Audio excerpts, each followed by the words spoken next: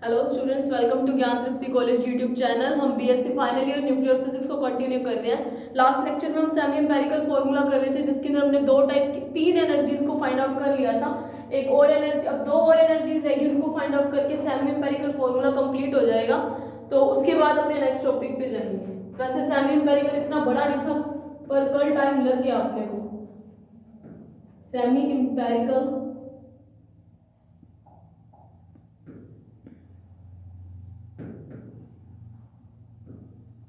Semi empirical होता है, सामी अनुपातिक सूत्र बोला जाता है इसको हिंदी में, और इसका कोई भी नाम नहीं है।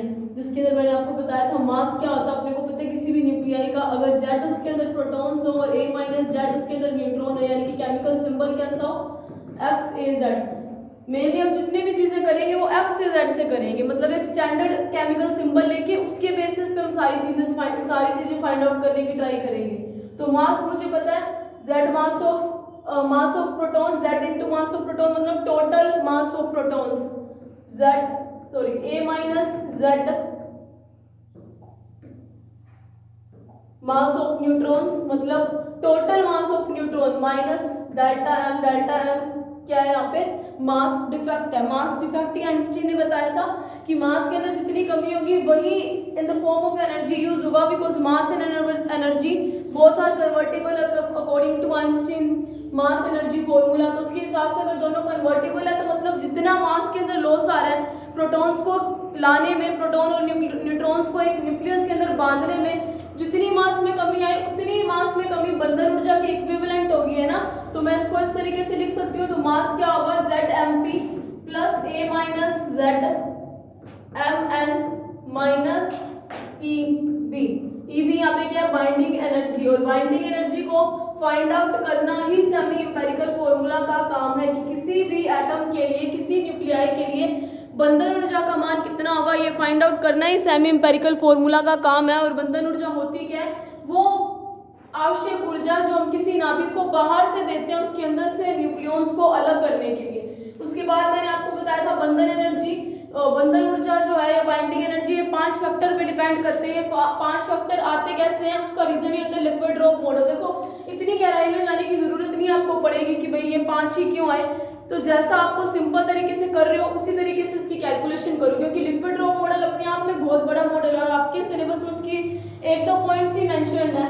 और वैसे वो वाला लिक्विड ड्रॉप मॉडल पूछा भी नहीं जाता। हाँ, liquid drop model for fusion जरूर आ सकता है आपके लिए, विखंडन के लिए द्रव बूंद सिद्धांत को लिखिए, तो वो जब आएगा मैं आपको करवाऊंगी। और ये 5 एनर्जी जो आती है वो लिक्विड ड्रॉप मॉडल के बेसिस पे आती है। तो लिक्विड ड्रॉप मॉडल के हिसाब से 5 एनर्जी कितनी होती है, volume energy plus surface energy plus coulomb energy plus asymmetric energy plus pairing energy. तो बंधन ऊर्जा किन 5 ऊर्जाओं के योग के बराबर आती है, आयतन ऊर्जा, पृष्ठीय ऊर्जा, कूलम्ब ऊर्जा, असममित ऊर्जा, पेयरिंग को हिंदी में बोला जाता है युग्मन ऊर्जा। और कल हमने इन सब की अलग अलग वैल्यूज फाइंड आउट करके सीबी के अंदर अगर हम पुट कर दे तो हमारे पास टोटल बाइंडिंग एनर्जी आ सकती है ना। तो बाइंडिंग एनर्जी के लिए हमने जो फर्स्ट केस किया था वो क्या था, वॉल्यूम एनर्जी। वॉल्यूम एनर्जी हम फाइंड आउट कर चुके थे, हमारे पास कितनी आई थी, अपने को पता है volume energy EV is proportional to A, यानी कि volume is proportional to A। Volume, किसी नाभिक का वॉल्यूम ज्यादा है मतलब उसके अंदर नंबर ऑफ न्यूक्लियॉन्स ज्यादा है एज कंपेयर टू किसी नाभिक का वॉल्यूम कम है मतलब उसके अंदर नंबर ऑफ न्यूक्लियॉन्स कैसे कम है। जैसे कि एक तो आप ले लो He2 और एक आप ले लो कोई भी ले लो, जैसे बेरियम ले लो, बेरियम का आई थिंक 36 होता है, या बेरियम छोड़ो, यूरेनियम ले लो 92, 235। तो एक के अंदर तो 235 न्यूक्लियॉन है और एक नाभिक के अंदर 4 ही न्यूक्लियॉन है। तो जिसके अंदर न्यूक्लियॉन्स ज्यादा होंगे उसका वॉल्यूम भी क्या होगा, ज्यादा। ऑब्वियस है, इतने सारे न्यूक्लियॉन्स को एक छोटी सी जगह में बाइंड आउट करने के लिए थोड़ा सा ज्यादा स्पेस लगेगा एज कंपेयर टू इन 4 न्यूक्लियॉन्स को किसी जगह के अंदर रखने के लिए, ठीक है। तो इस तरीके से volume energy is proportional to this. और वॉल्यूम एनर्जी का बंधन ऊर्जा पे क्या फर्क पड़ता है, बंधन ऊर्जा का मान बढ़ता है। अगर number of atoms mass number बढ़ते हैं तो बंधन ऊर्जा का मान कम बढ़ता है। हालांकि कुछ अजम्पशंस भी होते हैं, जो रेडियो एक्टिव एलिमेंट्स होते हैं, कुछ ऐसे अजम्पशंस होते हैं जिनके कारण बाइंडिंग एनर्जी की वैल्यू घटती भी है। लेकिन अगर आपने बाइंडिंग एनर्जी कर्व देखा था तो आपको पता होगा कि कर्व कुछ इस तरीके का आया था, कि यहाँ पे जो देखो 30 से लेके 170 के जो मैंने आपको बताए थे मास नंबर वाले, उनके लिए बाइंडिंग एनर्जी कर्व का मान ऑलमोस्ट कांस्टेंट सा रहता है, ऑलमोस्ट कांस्टेंट, लेकिन थोड़ा सा बढ़ता है। लेकिन बाद में बाइंडिंग एनर्जी यूरेनियम 92 के लिए 7.6 मेगा इलेक्ट्रॉन वोल्ट ही हो जाती है, यहाँ पे उसकी वैल्यू घटती है। इनके एक स्पेशल रीजन है कि इनका साइज बढ़ाने के कारण न्यूट्रॉन और प्रोटॉन के अंदर कुछ चेंजेस आते हैं, जिसके कारण ये होता है। वैसे अगर आगे इस टॉपिक को करेंगे तो आपको ये चीज समझ आएगी। फिलहाल के लिए वॉल्यूम बढ़ा तो बाइंडिंग एनर्जी बढ़ती है, तो इसीलिए जहाँ पे बाइंडिंग एनर्जी की वैल्यू जो है बढ़ेगी वहाँ पे हम पॉजिटिव सिंबल का यूज करेंगे, और जिस फैक्टर के कारण बाइंडिंग एनर्जी की वैल्यू घटेगी वहाँ पे हम नेगेटिव सिंबल का यूज करेंगे, नेगेटिव साइन का, नॉट सिंबल।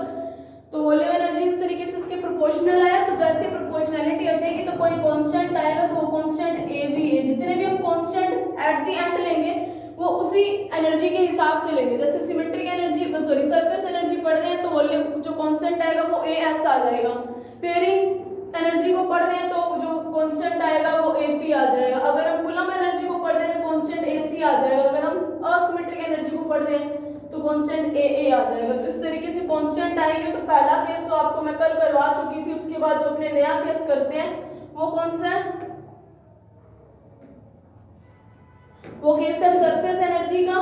फिर मैंने आपको सरफेस एनर्जी भी करवाई थी कल, किस तरीके से सरफेस एनर्जी की वैल्यू घटती है, सरफेस एनर्जी के कारण बाइंडिंग एनर्जी की वैल्यू घटती है। इसका रीजन ये होता है कि जैसे एक नाभिक है, इसके अंदर कुछ न्यूट्रॉन और प्रोटॉन्स पड़े हैं, ठीक है। ऑब्वियस है नाभिक के अंदर यही दो एलिमेंट एग्जिस्टेंस में, इसके ज्यादा इसके अलावा कोई और एलिमेंट अभी तक आप पढ़ चुकी हो क्या। हालांकि ये सारे एलिमेंट्स एलिमेंट्री पार्टिकल से मिलकर बने होते हैं, लेकिन जब आप एलिमेंट्री पार्टिकल पढ़ोगे तब उनकी डिस्कशन करेंगे। अभी अपने न्यूक्लियस को पढ़ने हैं तो न्यूक्लियस के अंदर न्यूट्रॉन और प्रोटॉन को ही पढ़ेंगे, ठीक है। तो ये मान लिया कि कोई नाभिक है, इसके अंदर न्यूट्रॉन और प्रोटॉन पड़े हैं। ये जो सर्कुलर शेप्स हैं, यानी ये जो सर्कल दिखाए मैंने छोटे छोटे गोले, वो न्यूक्लियन है, ठीक है। अब ये वाला जो न्यूक्लियन है, इसको तो ये वाले एटम से भी न्यूक्लियर फोर्स लगेगा। न्यूक्लियर फोर्स के कारण ये बंधे हुए हैं ना, इंटरेक्शन कर रहे हैं। यहाँ से भी लगेगा, यहाँ से भी लगेगा, यहाँ से भी लगेगा, मतलब इसको तो चार डायरेक्शन से फोर्स लग रहा है और नेट फोर्स 0 हो रहा है, तो स्टेबिलिटी मिल रही है। लेकिन यहाँ पे देखो, अगर इसकी बात करूं तो इसको एक ये वाला एटम खींचेगा, एक ये वाला और एक जस्ट इसके पीछे वाला, मतलब 3 एटम खींचेंगे। इस केस में नेट फोर्स 0 नहीं होगा, जिसके कारण क्या होगा, सरफेस पे जो भी न्यूक्लियन होंगे वो लूजली बाउंड हो जाएंगे। लूजली बाउंड मतलब ढीले से बंधे हुए रह जाएंगे। इनको अगर थोड़ी सी भी एनर्जी मिलेगी तो वो क्या आ जाएंगे, अपने आप को इस न्यूक्लियस से बाहर निकाल देंगे, मतलब न्यूट्रॉन और प्रोटॉन अलग अलग हो जाएंगे। इसको बाहर से थोड़ी सी एनर्जी मिले, थोड़ी सी एनर्जी यहाँ पे शो कर रही है कि सरफेस एनर्जी के कारण बाइंडिंग एनर्जी की वैल्यू कम होती है। तो मैंने सरफेस एनर्जी को, सरफेस है तो ई एस से शो कर दिया, एनर्जी है तो ऑब्वियस हम ई से शो करेंगे, ठीक है। तो सरफेस एनर्जी की वैल्यू कम हो रही है, तो मतलब प्रोपोर्शनैलिटी माइनस, डिपेंड किस पे कर रही है, सरफेस एरिया पर। हो भी कैसे रही है, कम हो रही है।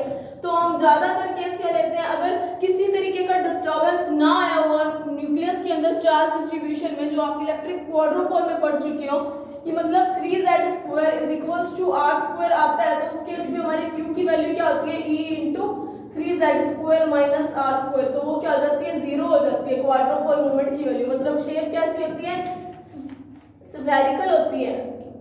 अगर स्फेरिकल शेप हो तो अपने को पता है किसी तरीके की असिमेट्री प्रोड्यूस ही नहीं हुई। तो अगर हम आइडियल केस लें, चार्ज डिस्ट्रीब्यूशन सिमेट्रिकल है, तो उस केस में सरफेस एनर्जी वॉल्यूम के बराबर ही होगा सरफेस एरिया, क्योंकि ES is proportional to minus sign of, minus इसलिए क्योंकि बाइंडिंग एनर्जी की वैल्यू कम हो रही है, सरफेस एनर्जी, ठीक है। तो यहाँ पे ये आया, तो जैसे ये कांस्टेंट कटेगा तो कोई मैं ले लेती हूँ, A1 आया 4πr²। r की वैल्यू मुझे पता है, r0 a⁻1/3, मैं कल भी आपको फाइंड आउट करवा चुकी हूँ। तो यहाँ पे मैं वो वैल्यू लिख रही हूँ, r0 a⁻1/3 का होल स्क्वायर। तो ES की वैल्यू क्या आई है, -A1 4πr0² a⁻2/3। तो जितने भी कांस्टेंट है उसको हम AS ले लेंगे, माइनस साइन पड़ा रहेगा। बाइंडिंग एनर्जी कम या ज्यादा कैसी हो रही है वो चीज हम अनचेंज्ड ही रखेंगे, a⁻2/3 आती है। तो यहाँ सरफेस एनर्जी की वैल्यू, इसको दे लो इक्वेशन नंबर 3 दे लो, क्योंकि मैं 1 और 2 इनको देने वाली हूँ। इसको दे लोगे इक्वेशन नंबर, इसको दे लोगे इक्वेशन नंबर 1 और इसको दे लो आप ये वाली को 2, ठीक है। तो अब तीसरी एनर्जी मैंने जो आपको एक और फाइंड आउट करवाई थी वो थी कूलम एनर्जी।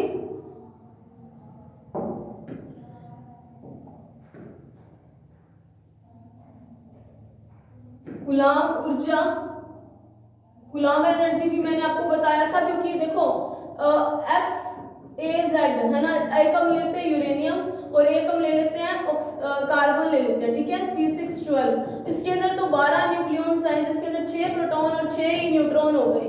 लेकिन जब यूरेनियम की बात की तो 235, इसके अंदर कितने न्यूट्रॉन्स आए, सॉरी प्रोटॉन्स आए 235। न्यूट्रॉन तो न्यूट्रल एटम्स है, तो न्यूट्रल पार्टिकल्स है, तो उनका तो इतना कुछ खास वर्क नहीं इसके अंदर रहा। लेकिन प्रोटॉन्स पॉजिटिव चार्ज पार्टिकल है, तो कलाम एक चीज हमें बताते हैं कि अगर कोई चार्ज पार्टिकल सेम चार्ज वाले हैं तो वो एक दूसरे को धक्का मारेंगे, दूर छोड़ भेजेंगे यानी रिपल करेंगे। लेकिन अगर अपोजिट चार्ज है तो एक दूसरे को अट्रैक्ट करेंगे। अब यहाँ पे इतने सारे प्रोटॉन्स हैं तो सारे के सारे प्रोटॉन्स पे पॉजिटिव चार्ज है, तो ऑब्वियस है वो एक दूसरे को क्या करेंगे, रिपल करेंगे, मतलब रिपल्शन होगा। और अगर रिपल्शन हुआ मतलब क्या हुआ, बाइंडिंग एनर्जी की वैल्यू क्या हो जाएगी, अपने आप ही कम हो जाएगी। क्यों? क्योंकि स्टेबिलिटी क्या होती है, घटती है। इस केस में स्टेबिलिटी घटी, इसका मतलब क्या हुआ, थोड़ी सी एनर्जी अगर हम न्यूक्लियॉन्स को देंगे तो हमें क्या होगा, नाभिक, सॉरी थोड़ी सी एनर्जी नाभिक को देंगे तो वो नाभिक न्यूट्रॉन और प्रोटॉन में अलग अलग होना शुरू हो जाएगा। तो इस एनर्जी के कारण अगर बाइंडिंग एनर्जी की वैल्यू घटती है तो इसका मतलब क्या हुआ, कूलाम एनर्जी भी किसके आएगा, प्रोपोर्शनल आएगा। किसके प्रोपोर्शनल आएगा, ये चीज आप 12th क्लास में इलेक्ट्रोस्टैट में पढ़ चुके हो। चार्ज डिस्ट्रीब्यूशन फॉर न्यूक्लियाई, इसकी वैल्यू आती है माइनस साइन, तो क्योंकि वैल्यू घट रही है 3/5 के Q1 Q2 अपॉन R के बराबर आती है। ये चीज आपने डिराइव नहीं की होगी शायद इलेक्ट्रोस्टैट में, लेकिन हाँ आपने फॉर्मूला में यूज किया गया है। यहाँ पे कूलाम एनर्जी के लिए के Q1 Q2 आया अपॉन R आया, R स्क्वायर नहीं आया, क्योंकि R स्क्वायर तो आता है फोर्स के लिए और एनर्जी क्या होती है 1 अपॉन, सॉरी एनर्जी के लिए सिर्फ R आता है। और अगर आपको ये चीज नहीं पता तो एक और लाइन होती है कि कूलाम एनर्जी एक तरीके की कैसी होती है, पोटेंशियल एनर्जी की फॉर्म में होती है। पोटेंशियल एनर्जी इसका फॉर्मूला यही होता है। लेकिन जब हम चार्ज डिस्ट्रीब्यूशन की बात करते हैं किसी 3D स्ट्रक्चर के अंदर तो 3/5 फैक्टर एक्स्ट्रा आता है। और अगर आपको पता है तो न्यूक्लियर की स्ट्रक्चर, हम न्यूक्लियर की शेप, नाभिक की शेप हम स्फेरिकल बोल रहे हैं और स्फीयर 3D होता है, इसलिए यहाँ पे 3/5 का फैक्टर एक्स्ट्रा आता है। तो EC क्या आ जाएगा, R की हम वैल्यू रखेंगे माइनस, यहाँ पे एक बार मैं कॉन्स्टेंट ले लेती हूँ A2 3/5 के Q1 देखो Q1 और Q2 की जगह पे क्या आएगा, देखो प्रोटॉन्स को कितने प्रोटॉन, देखो जैसे अपने पास एक एग्जांपल से देखते हैं, मैं ये चीजें रब कर रही हूँ एक बार,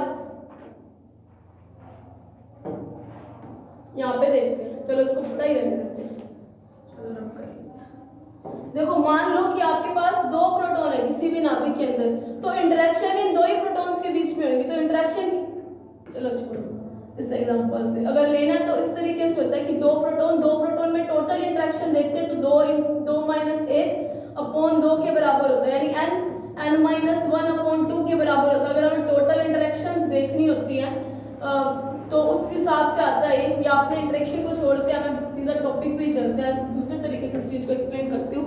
देखो चार्ज अब अलग अलग कैसे आएंगे, मान लो कि यूरेनियम 92 है, ठीक है भी यही, मानने की जरूरत ही नहीं है। इसके अंदर मतलब क्या हो, एक तो कोई 92वां प्रोटॉन है और बाकी पीछे बचे 91 प्रोटॉन्स पीछे पड़े, ठीक है, न्यूक्लियस के अंदर। तो ये जो एक 92वां प्रोटॉन है इसमें कितने प्रोटॉन्स इंटरेक्शन करेंगे, कितने प्रोटॉन उसको रिपल करेंगे, तो 91 प्रोटॉन्स रिपल करेंगे। मतलब Z प्रोटॉन्स अगर हैं तो उसको बाकी बचे हुए Z-1 प्रोटॉन्स उसके साथ इंटरेक्शन करते हैं। और चार्ज अगर निकालना हो एक प्रोटॉन पे तो Z/E, तो बाकी के बचे 91 प्रोटॉन्स पे चार्ज निकालना तो Z-1 के इक्वल होता है। तो वही वैल्यूज मैं यहाँ पे पुट करूंगी, तो ZE into Z-1 upon R की जगह मैं क्या लिख दूं, R0 A की पावर 1/3। तो कूलाम एनर्जी की वैल्यू क्या है, EC is equals to -A2 3/5। ये चीजें मैं रिमूव कर रही हूँ, ये मैंने आपको कल बता दी थी, लेकिन टॉपिक बीच में अगर छूट जाए तो उसको फिर शुरू से ही करवाना पड़ता है। के Z-1 into E² upon R0 A की पावर 1/3। अगेन हमारा एक ही काम है, कॉन्स्टेंट्स को अलग कर लो, 3/5 constant, A2 constant, K constant, और क्या चीज कांस्टेंट आती है, R0 कांस्टेंट, E² कांस्टेंट, क्योंकि R0 की वैल्यू आपको उस टाइम करवा चुकी है ना, 1.2 to 1.5 फॉर्मी के बीच की होती है। तो अगर न्यूमेरिकल्स हैं तो आपको R0 की वैल्यू वहाँ पे मेंशन होगी, और अगर नहीं है तो चाहे आप 1.5 × 10⁻15 लिख लो, चाहे 1.2 × 10⁻15 लिख लो, चाहे इन दोनों के बीच की कोई भी डिजिट × 10⁻15 लिख दो -15, तो आपका न्यूमेरिकल कभी गलत नहीं आएगा।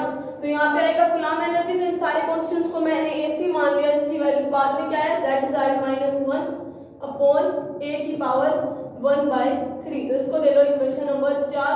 तो यहाँ से आई कूलम्ब एनर्जी। तो अब नया चीज जो अपनों ने देखनी थी आज वाली वो है असिमेट्रिक एनर्जी। इसको हिंदी में बोला जाता है असममित ऊर्जा। तो इस एसिमेट्रिक एनर्जी की का मतलब क्या होता है? असममित ऊर्जा। देखो असममित ऊर्जा का कॉन्सेप्ट कैसे आता है, अपने को पता है कि एक है यूरेनियम 92 235। देखो मैं यूरेनियम का एग्जांपल ले रही हूँ क्योंकि एक सूटेबल एग्जांपल है। अलग अलग एग्जांपल्स लोगे उसमें भी असिमेट्रिक एनर्जी के कॉन्सेप्ट को आप क्लियर कर सकते हो। तो यहाँ पे देखो यूरेनियम के अंदर मुझे नंबर ऑफ प्रोटॉन्स पता है कितने हैं, वो 92 है। अब अगर मुझे नंबर ऑफ न्यूट्रॉन्स निकालना है तो कितना आएगा 235 माइनस 92। तो यहाँ पे कितना आएगा 235 माइनस 92 करोगे तो कितने प्रोटॉन्स बचते हैं यूरेनियम के अंदर। तो देखो एक चीज यहाँ से आपको पता चलेगी, जितने भी प्रोटॉन्स बचे वो हर केस में जितने भी प्रोटॉन बचेंगे वो आई थिंक 143 बचेंगे, 143 प्रोटॉन बचेंगे, सॉरी 143 न्यूट्रॉन बचेंगे। मतलब अब देखो यहाँ पे एक चीज हमें समझ आ रही है कि यूरेनियम के केस में, यूरेनियम जैसे एलिमेंट है एग्जिस्टेंस में, आप जानते हो यूरेनियम का तो बहुत बड़ा यूज है, वो भी अपने देखेंगे। तो देखो आपको यहाँ से एक चीज पता चली कि नंबर ऑफ प्रोटॉन्स की कंपैरिजन में नंबर ऑफ न्यूट्रॉन्स ज्यादा आ रहे हैं, है ना। सेटिस्फाइंग कंडीशन तो वो होती है अगर दोनों के अंदर बैलेंस केस होते हैं। जैसे कि मैंने आपको उस ग्राफ में बताया था कि इस तरीके का ग्राफ आ रहा था, तो ग्राफ बहुत बेकार बना है। मैं रफली आपको बताने के लिए बता रही हूँ। देखो पीक्स मिले थे आपको बाइंडिंग एनर्जी के, वो पीक्स मिले किसके लिए थे? हीलियम के लिए मिला था, कार्बन के लिए मिला था, ऑक्सीजन के लिए मिला था। 2 से लेके 20 तक के जिनका एटॉमिक मास नंबर हो, ऐसे न्यूक्लियाई के लिए हमें पीक्स मिली थी, यानी बाइंडिंग एनर्जी नेबरिंग एटम की कंपैरिजन में स्टेबल थे वो। उसका रीजन ये था, ये नेबरिंग एटम की कंपैरिजन में इनकी बाइंडिंग एनर्जी ज्यादा थी। इसका रीजन ये था कि इनके अंदर नंबर ऑफ न्यूट्रॉन्स और नंबर ऑफ प्रोटॉन्स सेम थे।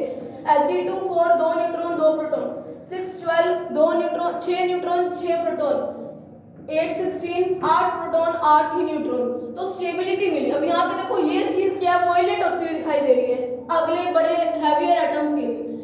तो जब वॉयलेट होती हुई दिखाई दे रही है तो इस चीज से पता चला कि अब यहाँ पे यूरेनियम इधर आता है, और यूरेनियम के अंदर अपनों ने क्या बोलते हैं, यूरेनियम 92 जो है इसकी जो बाइंडिंग एनर्जी है 7.6 मेगावाट हो जाती है, और उसकी कंपैरिजन में जो फेरस होता है उसकी 8.8 होती है।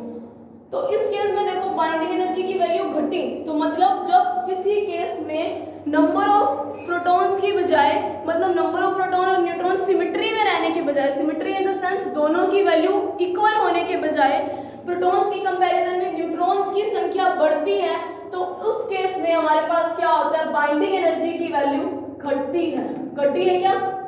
घटी है ना यूरेनियम के केस में। और जितने भी एलिमेंट्स आते हैं उन सबकी वैल्यू इस तरीके से हल्का हल्का डेविएशन करके ऑलमोस्ट कांस्टेंट बोलते हैं, लेकिन वैल्यूज घटती ही हैं। ग्राफ अगर आपने देखा हो, यहाँ पे ग्राफ डिस्क्रीट ना मिलके कंटिन्यूअस ग्राफ मिला था जिसकी स्लोप लगातार कम होती जा रही थी। इसका रीजन यही था कि नंबर ऑफ या हैवियर न्यूक्लियाई के लिए प्रोटॉन और न्यूट्रॉन सिमेट्री में रहने के बजाय, यानी कि जितने नंबर ऑफ प्रोटॉन्स हैं उतने नंबर न्यूट्रॉन ना रहने के बजाय न्यूट्रॉन्स की संख्या बढ़ जाती है, जिसके कारण बाइंडिंग एनर्जी की वैल्यू घट जाती है।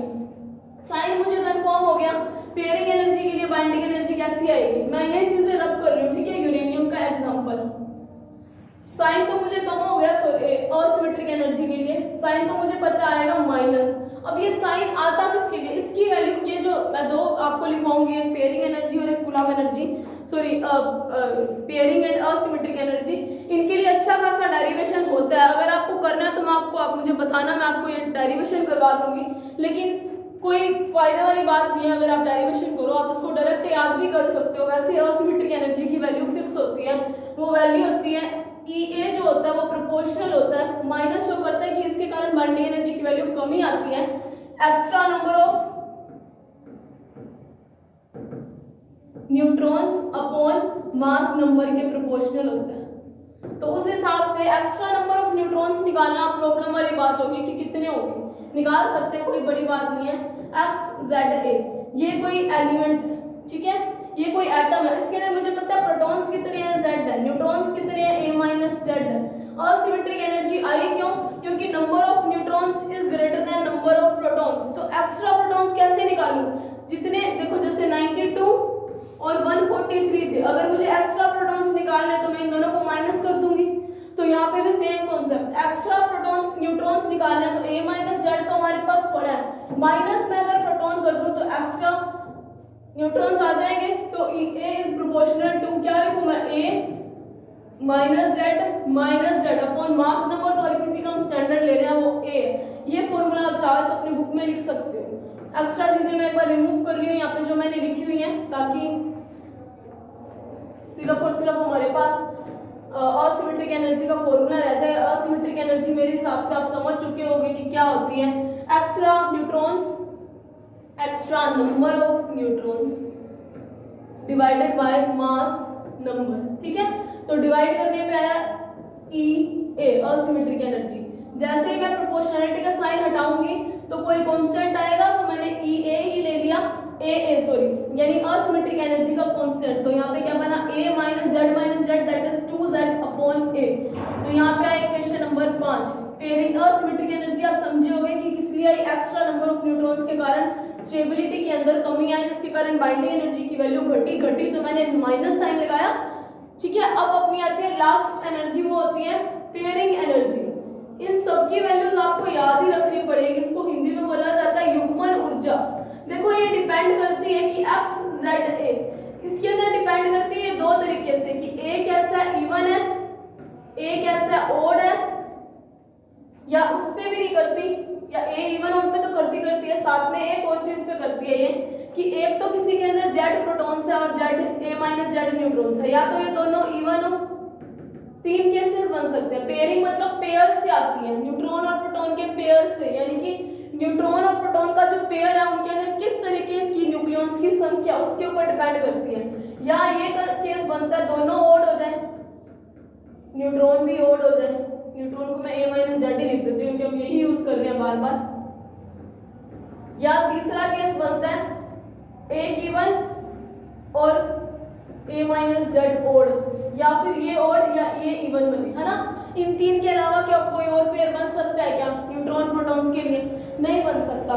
तो अगर इस केस में आए तो इसकी वैल्यू भी एक तो फिक्स रहेगी, और दूसरी चीज इनके लिए जो बाइंडिंग एनर्जी होती है अलग अलग तरीके से होती है। एक्सपेरिमेंटली ये रिजल्ट्स आए हुए हैं, ये आपको एज इट इज याद ही रखने पड़ेंगे सेमी एम्पिरिकल फॉर्मूला करते टाइम। देखो अगर दोनों इवन है तब इस केस में बाइंडिंग एनर्जी की वैल्यू घटेगी, जिसके कारण फॉर्मूला में पॉजिटिव साइन आता है। और यहाँ पे जब ओड है तो इस केस में बाइंडिंग एनर्जी की वैल्यू घटती है, जिसके कारण साइन कैसा आता है, नेगेटिव आता है।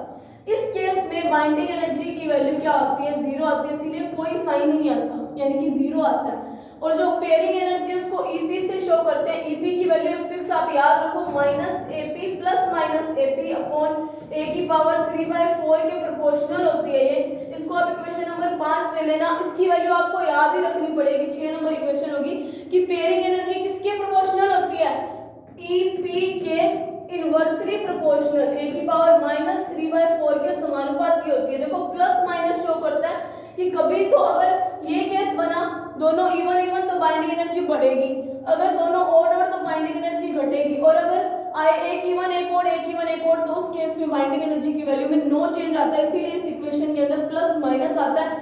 ये आपको याद रखना पड़ेगा कि पेयरिंग एनर्जी ए की पावर माइनस 3/4 के समानुपाती होता है। और प्लस माइनस साइन ये इसलिए आया क्योंकि अपने को नहीं पता कि इसके अंदर पेयर्स कैसे बने होंगे, तो जिस हिसाब के पेयर्स होंगे उस हिसाब से बाइंडिंग एनर्जी की वैल्यू आती है। तो प्लस माइनस दिखा रहा है, इन सारे केसेस को कंसीडर करते हो और एक प्रोपोर्शनलिटी का साइन हटा तो मैंने पेयरिंग एनर्जी के लिए जो कांस्टेंट था वो ए पी लगा दिया। इस केस में मुझे सारी की सारी एनर्जीज मिल गई हैं, तो मुझे इक्वेशन नंबर 1 से पता है कि बाइंडिंग एनर्जी की वैल्यू क्या थी, Ep is equals to volume energy plus surface energy plus coulomb energy plus asymmetric energy plus pairing energy, है ना। तो जो जो वैल्यूज आई हैं वो वैल्यूज आप इस फॉर्मूले के अंदर पुट करोगे तो आपके पास बाइंडिंग एनर्जी की वैल्यू आ जाएगी। तो मैं देखो इस फॉर्मूले के अंदर पुट करूँ तो मेरे पास जो जो वैल्यू है, इसकी वैल्यू तो मुझे याद है प्लस में थी, वो शायद ए भी ए ही आ रहा था, है ना, वॉल्यूम इज प्रोपोर्शनल टू ए। दूसरी की वैल्यू, उसकी वैल्यू माइनस में थी, और जो वैल्यू मैंने लिखी थी वो वैल्यू मैं लिख देती हूँ माइनस ए एस ए की पावर 2/3। कैसे आई थी आप देख चुके हो, ए एस ए की पावर 2/3 माइनस कूलम एनर्जी में माइनस ही है, वो ये रही ए सी Z Z minus 1 upon A की power 1/3, A C Z Z minus 1 upon A की पावर 1/3। फिर से माइनस आ रहा था क्या पेयरिंग एनर्जी के लिए, माइनस था, ए माइनस 2z अपॉन ए।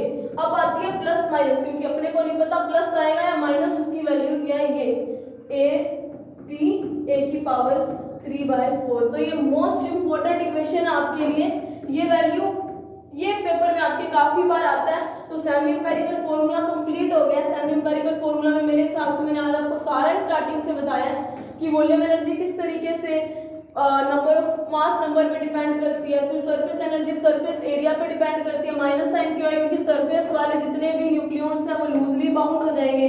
अगर वो सारे लूजली बाउंड हो जाएंगे तो ये सारे के सारे न्यूक्लियॉन्स जो बाइंडिंग एनर्जी में कंट्रीब्यूशन देंगे वो बाइंडिंग एनर्जी की वैल्यू को घटाते हुए कंट्रीब्यूशन देंगे, क्योंकि इनको इजीली नाभिक से बाहर निकाल लिया जा सकेगा। और बाइंडिंग एनर्जी तो होती भी वही है कि नाभिक से बाहर निकालने के लिए आवश्यक ऊर्जा। तो सरफेस एरिया के प्रोपोर्शनल था तो वो मैंने लिखा, और जो भी आर की वैल्यू मैं हमेशा ये लिखूंगी आर नॉट ए की पावर 1/3। ये मैं आपको 2 बार ड्राइव करवा के दिखा चुकी हूँ, ये 2 नंबर में आ भी सकता है आपके पास।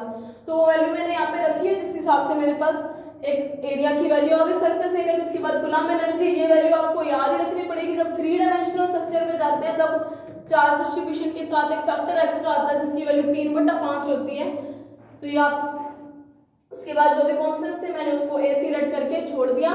सिमिलरली मैंने असिमेट्रिक एनर्जी आई क्यों, एक्स्ट्रा नंबर ऑफ न्यूट्रॉन्स के कारण आई, क्योंकि extra number of neutrons stability को कम करते जा रहे थे। मतलब उसके कारण क्या आ रहा था, बाइंडिंग एनर्जी की वैल्यू घट रही थी। बाइंडिंग एनर्जी की वैल्यू घट रही है तो हम माइनस साइन कंसीडर कर रहे हैं। उसके बाद हमारे पास आता है पेयरिंग एनर्जी। तो पेयरिंग एनर्जी का फॉर्मूला ये है, ये 3 केसेस में आता है, यानी कि स्टेबिलिटी इसकी ज्यादा, अगर मैं इसको उल्टा सीधा लिखती तब मैं स्टेबिलिटी का साइन लगा पाती, क्योंकि ऐसे होता दोनों जब इवन हो फिर ओड इवन या इवन ओड से फिर ओड की कंपैरिजन, क्योंकि ओड की तो नेगेटिव है ना, तो पहले प्लस वाली फिर जीरो वाली फिर माइनस वाली, स्टेबिलिटी इस तरीके से आती। तो स्टेबिलिटी के हिसाब से पेयरिंग एनर्जी जो होती है वो -3/4 के प्रोपोर्शनल होता है मास नंबर के। तो वो वैल्यू यहाँ पे रखी, और उसके बाद टोटल मैंने बाइंडिंग एनर्जी की वैल्यू निकाली है। तो इस तरीके से बाइंडिंग एनर्जी आएगी। जो सेमी इंपेरिकल फॉर्मूला का मेन काम था बाइंडिंग एनर्जी को फाइंड आउट करना, तो वो ये फाइंड आउट कर चुके हैं। जहाँ पे बाइंडिंग एनर्जी की वैल्यू बढ़ेगी वो पॉजिटिव, और जहाँ पे बाइंडिंग एनर्जी की वैल्यू घटेगी वो नेगेटिव। ठीक है, तो ये टॉपिक तो कंप्लीट होता है। तो अब देखो आगे अपने नया टॉपिक आता है आपके पास, वो होता है न्यूक्लियर फ्यूजन एंड फिजन। तो देखो न्यूक्लियर फ्यूजन या फिजन को आप फिशन भी बोलते हो, ठीक है, जो भी आपने अभी पढ़ते हैं। मैं पहले आपको न्यूक्लियर फिशन पढ़ा रही हूँ, फ्यूजन जो होगा वो आगे करेंगे, ठीक है, जब आएगा।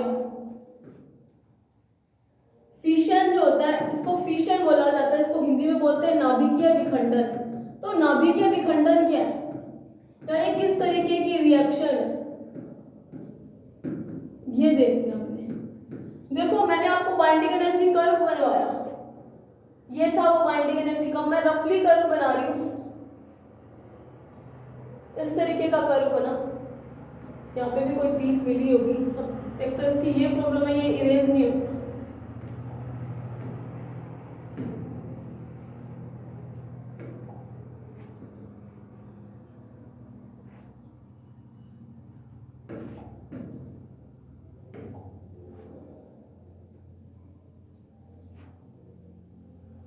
इस तरीके का सा कर्व आया था अपने पास, ठीक है। यहाँ पे 20 तक के एलिमेंट है, फिर ये 30 से 170। यहाँ पे मैंने एक स्पेशली यूरेनियम लिखा था, यहाँ पे जो मैंने 56 नंबर पे लिखा था फेरस 8.8, और यहाँ पे हीलियम कार्बन ऑक्सीजन जितने भी same number of neutron proton वाले मतलब सिमेट्रिक एलिमेंट्स आएंगे, न्यूक्लियाई आएंगे, उनको लिखा था मैंने, ठीक है। और इधर नीचे hydrogen, helium, boron, beryllium, nitrogen, fluorine, ऐसे एलिमेंट्स लिखे हुए थे, है ना।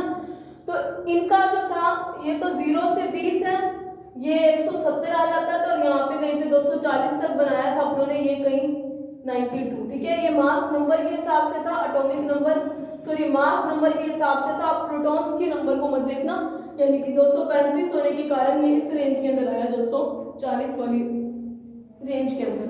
तो यहाँ से मैंने आपको एक चीज बताई थी कि मैंने पूरा का पूरा कर्व एक्सप्लेन करवाया था। तो मैंने आपको एक चीज बताई थी कि यहाँ पे एक तो जिनके अंदर न्यूट्रॉन और प्रोटॉन दोनों की संख्या सेम है वो तो मोस्ट स्टेबल है अपने नेबरिंग एलिमेंट की कंपैरिजन में, लेकिन जिनके अंदर ये सेम नहीं आ रहा वो स्टेबल तो है लेकिन उतने ज्यादा नहीं, और इनकी बाइंडिंग एनर्जी की वैल्यू कम आती है ना।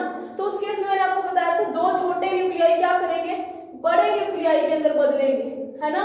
यही काम वो करना चाहते थे ना, ताकि बाइंडिंग एनर्जी बढ़े और यूनिवर्स में जितनी भी चीजें हैं वो स्टेबल होना चाहती हैं। और ये वाले जो एलिमेंट होते हैं, या इसको इतनी दूर दिखाने की बजाय यहीं पे दिखा देते हैं। दो छोटे एलिमेंट क्या करते थे, एक बड़े एलिमेंट में बदलते थे। और यहाँ पे देखो, यहाँ पे बाइंडिंग एनर्जी की वैल्यू यूरेनियम की घट रही थी, क्यों ऐसा हुआ, तो इसका अभी जस्ट हम अभी एग्जांपल ले चुके हैं। और वो एग्जांपल है यूरेनियम का, जो मैंने असिमेट्री के केस में दिखाया था कि यूरेनियम के अंदर 92 प्रोटॉन्स है, 143 न्यूट्रॉन्स है।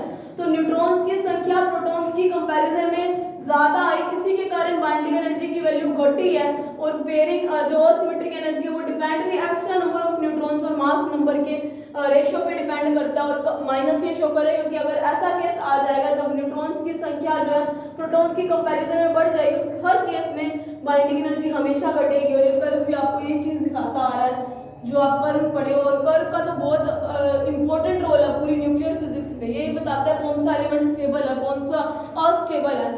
तो न्यूक्लियर फ्यूजन, तो यहाँ पे देखो ये चीज हुई, और यहाँ पे देखो एक बड़ा नाभिक होता है वो टूटता है दो छोटे छोटे नाभिक में। ये दोनों केसेस होते क्यों है, मतलब एक तो नाभिकों का जुड़ना, या मैं ऐसे बोलूं छोटे नाभिकों का जुड़ना और बड़े नाभिकों का टूटना, बड़ा ही नाभिक है इसकी कंपैरिजन में। तो ये सब कुछ हुआ क्यों, इसका एक ही मेन पंगा है, वो है इसकी बाइंडिंग एनर्जी, यानी कि इसकी स्टेबिलिटी। बाइंडिंग एनर्जी किसी भी न्यूक्लियाई की ज्यादा, मतलब स्टेबिलिटी ज्यादा।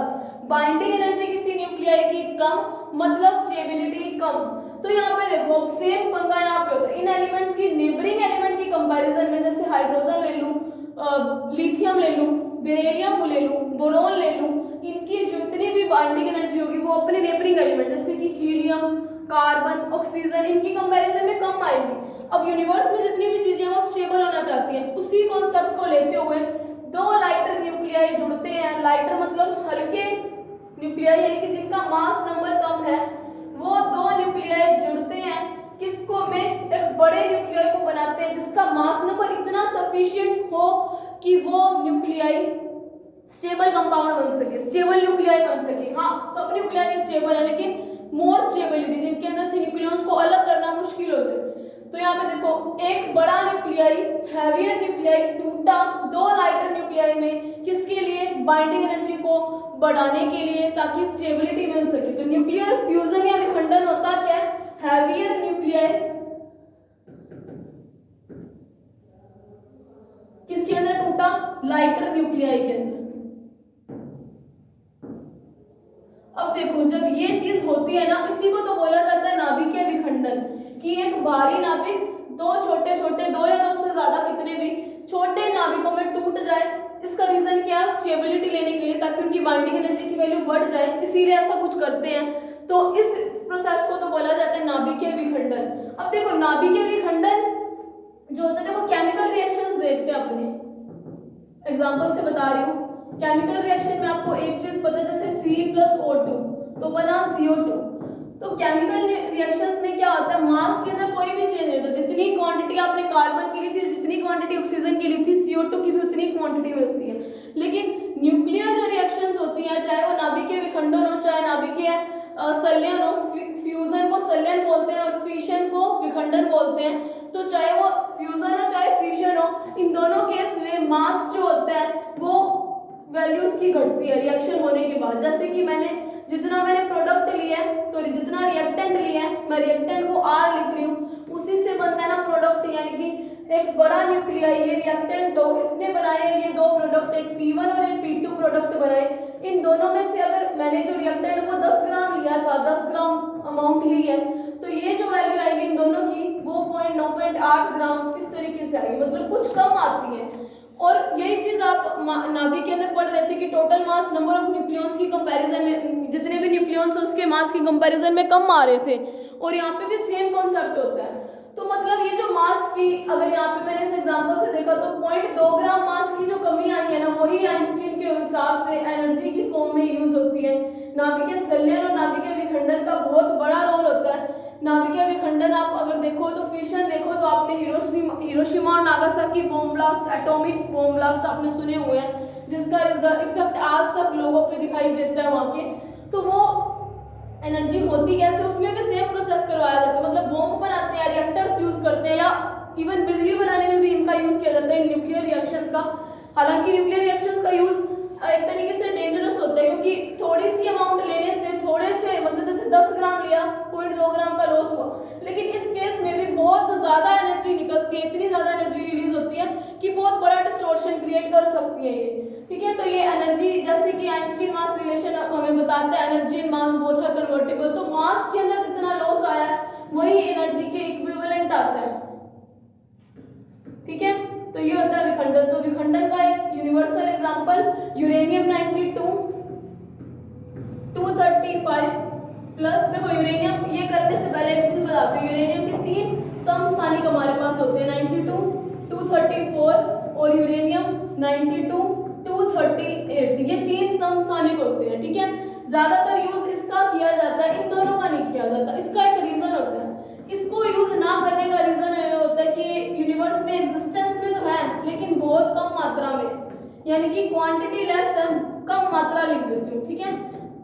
ऐसा नहीं है कि ये एग्जिस्टेंस में नहीं है, यूरेनियम 234 होता ही नहीं है, होता है, यूरेनियम 234 होता है, लेकिन बहुत ज्यादा कम है, जिसके कारण एक मतलब ज्यादा अमाउंट में होने के ना होना ना, इसका एक रीजन है कि उसको यूज नहीं किया जा सकता, ठीक है।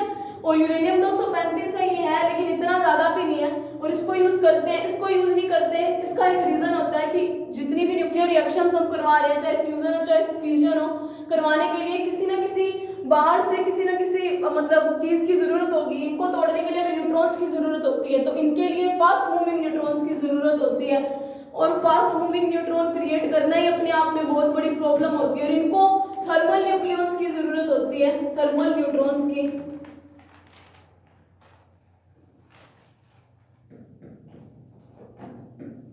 तो थर्मल न्यूट्रॉन्स तो इजीली अवेलेबल होते हैं, इस चीज को मैं और अच्छे से एक्सप्लेन करूंगी। अभी के लिए आप इतना देख लो, यूरेनियम 92, 235 पे जब किसी न्यूट्रॉन की N01, न्यूट्रॉन पे कोई प्रोटॉन नहीं होता लेकिन न्यूट्रॉन में न्यूक्लियॉन्स होते हैं, तो एक न्यूट्रॉन ही होता है।